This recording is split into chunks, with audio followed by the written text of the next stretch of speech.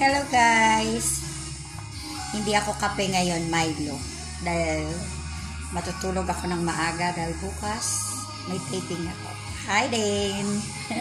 See you sis tomorrow. Kaya lang dito ako manggagaling sa Ortigas.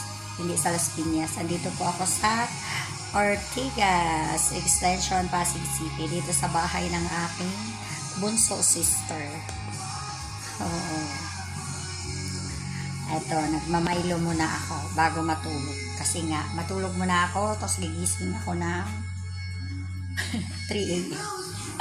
6 o'clock ang aking call time. Sa Aurora Boulevard lang naman, malapit lang. Kaya, nag-go ako. Instead na meron akong importanteng gagawin bukas. Tsaka, siyempre, kasama ko si Dane. Hello Dane, thank you. Thank you sa... Basta, bukas. Ako na bahala sa makeup. Ako na magdala. Dala ko naman yung mga makeup ko eh. At least dala ko yung makeup ko. Yun, nauna nang umakyat si Bunso. Yun ang Bunso sister ko, yung aking naging background. So, bahay niya po ito. So, gano'n naman kami magkapatid. Pag, namiss ang isa't isa. Tsaka, yun nga, yung meron nga ako importanteng dito. Kaya ako nandito muna sa bahay niya.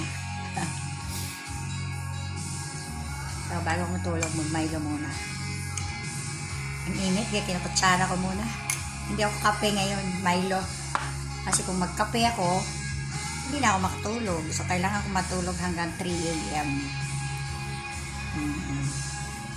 Hi, Dayang. See you tomorrow. Magkikita na naman tayo. Chika-chika na naman tayo bukas. Oo. Huli kami kasama ni Dayan. Kailan ba? Ay, yung sa nga? Sa Viva. Viva Project. Oo. Yung sa Viva na Viva series. Oo. Sa Baras, sa Rizal. Yun, huli kami kasama ni Dayan at ni Dane. Yan ang dalawa kong sis. Mga younger sis ko. Ako ang pinaka-ate. At least happy with them. So, see you tomorrow at 6 a.m. ang aming, kailangan 6 a.m. on the set na kami. Kaya, Milo muna ako. Iwas mo na akong kape. Kasi pag kape na ako, hindi na naman ako makatulog. O, diba? Yan talaga dito. With sounds tong kitchen ni Bunso. Kasi mahilig yan siya sa song. Oo.